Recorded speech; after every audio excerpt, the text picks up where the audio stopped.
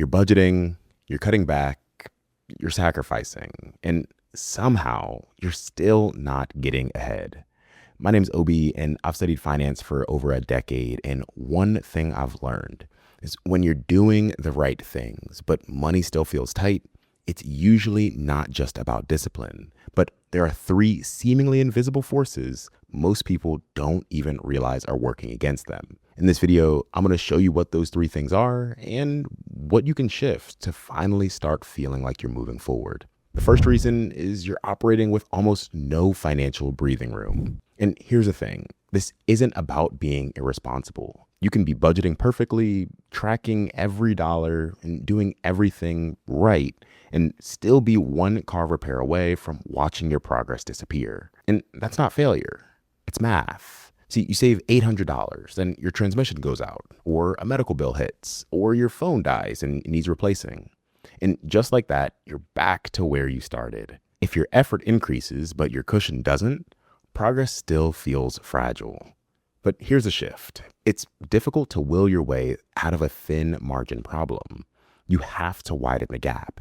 And that means at least one of three things: either increasing your income, lowering your expenses, or eliminating drag from debt that you're carrying, which we'll talk about next. Until margin widens, every substantial unexpected expense will feel like it's resetting you. The second reason is that compounding is working, just not in your favor.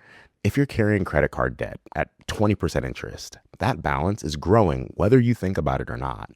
A 20% credit card balance doesn't care how disciplined you are. And here's what that actually looks like. $10,000 in credit card debt at 20% interest costs you around $2,000 per year. And that's just in interest. That's $2,000 that isn't building anything for you, but it's just paying for yesterday's spending. So you end up in this place where debt is pulling you backwards and investing isn't pulling you forward, which means even when you're being responsible, it still feels like you're running in place. Your money is growing. It's just growing for somebody else.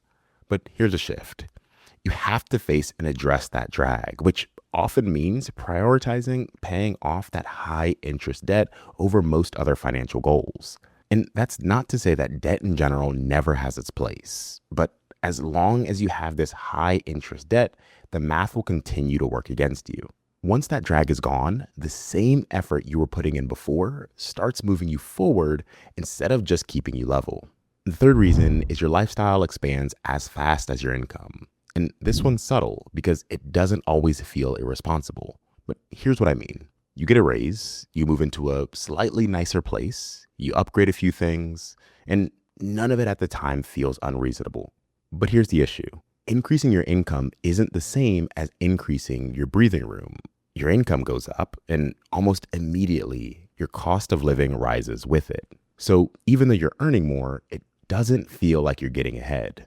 And social pressure can make it even more difficult. And I'll give you a personal example. So I went out to eat with some friends a while back, and I saw something on the menu that I actually wanted. But then I saw the price, and I hesitated. Not because I couldn't afford it, but because I didn't want to seem cheap.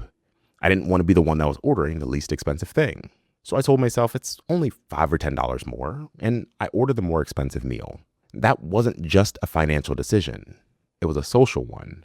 And the thing is, that $5 or $10 wasn't the problem. The pattern was.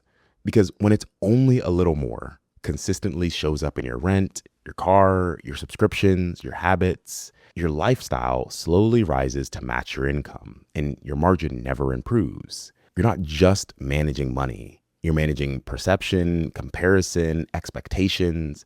And when those things rise just as fast as your income, progress still feels slow, even when you're putting in the effort. But here's the shift.